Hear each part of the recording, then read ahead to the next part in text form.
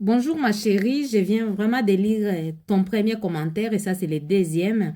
Donc c'est-à-dire que tu veux te marier, sauf que tu n'es plus vierge et tu voulais redevenir vierge avant ton mariage. Ce que je peux te dire aujourd'hui, c'est un conseil d'une grande sœur. Alors je me présente, je suis Laetitia, coach en relation amoureuse.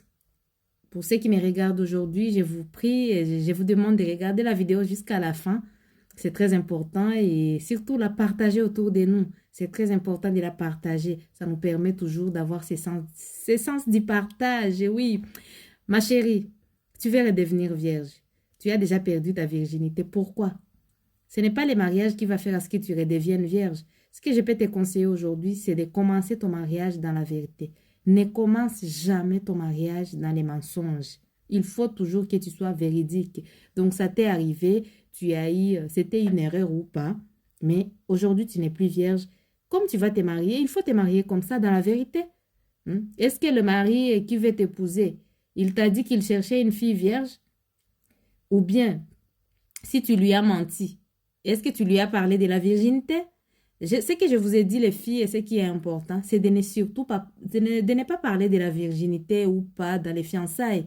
Donc, surtout, il ne faut jamais dire à un homme, oh, je suis vierge, oh, je ne suis pas vierge. Non, pourquoi dire ça? Hein? Vous vous aimez, ce n'est pas, ça n'a rien à voir avec la virginité. Je vous conseille toujours, moi, de garder votre virginité.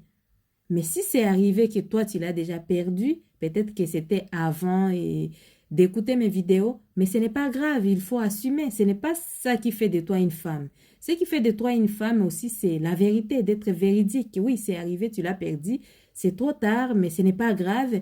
Tu vas devenir cette bonne femme en ira dans ton mariage dans la vérité. Vous savez que je vous ai parlé de l'histoire de ma copine qui était vierge, qui était réellement vierge et qui a parlé à son fiancé. Sauf que le jour de la nuit des noces, elle n'a pas saigné.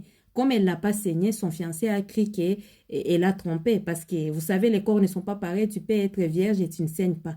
Oui, c'est vrai que sa fleur était serrée, était trop serrée. Elle a eu mal, mais elle n'a pas eu de saignement. Donc, c'est ça. Donc, toi, il faut être dans la vérité. Si tu as parlé à ton chéri, tu lui as menti que tu es vierge alors que non, ça, ce n'est pas déjà une bonne chose. Oui. Mais si tu ne lui as pas parlé de la virginité, il ne faut pas mentir. Il ne faut pas mentir. Marie-toi comme ça et n'en parlez pas.